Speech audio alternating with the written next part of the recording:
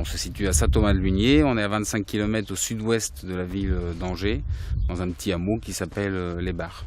On a une petite rivière qui s'appelle le Léon qui passe un petit peu au sud, et la rivière fait 70 km de long, et on a cette butte de schiste, enfin je ne sais pas si vous voyez, toute cette butte de schiste qui borde le coteau du Léon, qui est la butte qui, on va dire, est la plus propice pour faire des vins liquoreux. Voilà, ça c'est des pierres de schiste avec pas mal de quartz. Donc ça c'est vraiment synonyme de terrain très pauvre. Et pour le chenin, voilà, c'est ce qu'il lui faut, parce que le chenin est un cépage qui est relativement productif. Donc il faut pouvoir le planter sur des terrains pauvres. Et voilà, avec pas mal de ces schistes et ces quartz là pour donner un faible rendement et une belle qualité.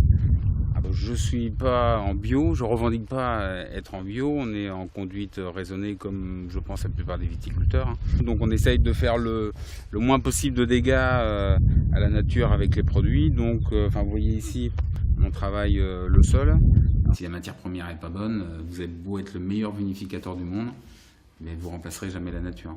Donc on a enlevé toutes les cuves et on a réinstallé que des barriques en chêne. Et puis on a toute cette batterie de cuves qui nous sert à faire on va dire un tri au niveau des vendanges, parce qu'ici sur 45 hectares on doit avoir un relevé parcellaire de 90 parcelles différentes. Chaque parcelle, enfin chaque identité de terroir on va dire, est vinifiée séparément. Alors après, passe en fût tous les hauts de gamme. Chaque vin ne peut passer en fût, on travaille sur des fûts relativement récents, donc qui donnent un côté boisé quand même assez marqué, donc il faut des vins suffisamment puissants. Tous les vins et tous les millésimes ne peuvent pas passer en fût. Quand vous avez des années qui sont plus maigres, c'est vrai que le bois va dominer le vin et ça sera plus.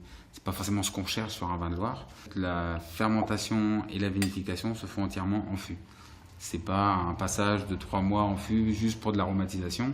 C'est vraiment une vinification et un élevage entier dans les barriques. C'est ça qui est intéressant dans le travail du vin, c'est que jamais rien n'est établi, et que, voilà, quand on travaille en fût de cette façon-là, c'est vraiment la patte du vigneron qui ressort. C'est pas une recette de cuisine le vin, c'est le côté empirique des choses.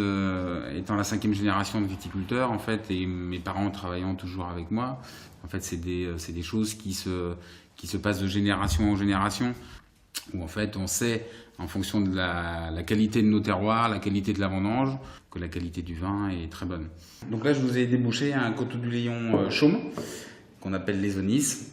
Vous voyez déjà par rapport à la couleur, c'est un vin qui a des reflets jaune paille doré, donc c'est vrai qu'on peut déjà pressentir que c'est déjà un liquoreux d'une forte qualité par sa couleur. Ensuite les arômes sont relativement intenses, ça sent un peu le fruit confit. Là on sent des notes un petit peu boisées, grillées et vanillées, parce qu'il a été passé 1 an en fût, donc c'est encore un petit peu jeune, mais ça lui confère des arômes assez sympathiques.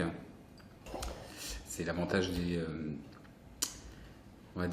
chaumes, et puis la marque de fabrique de la maison, de ne pas faire des vins liquoreux. On aime bien aller assez loin en concentration, et c'est aussi ce que donne l'élevage en fût, donner une certaine complexité, d'avoir des vins plus racés, plus fins.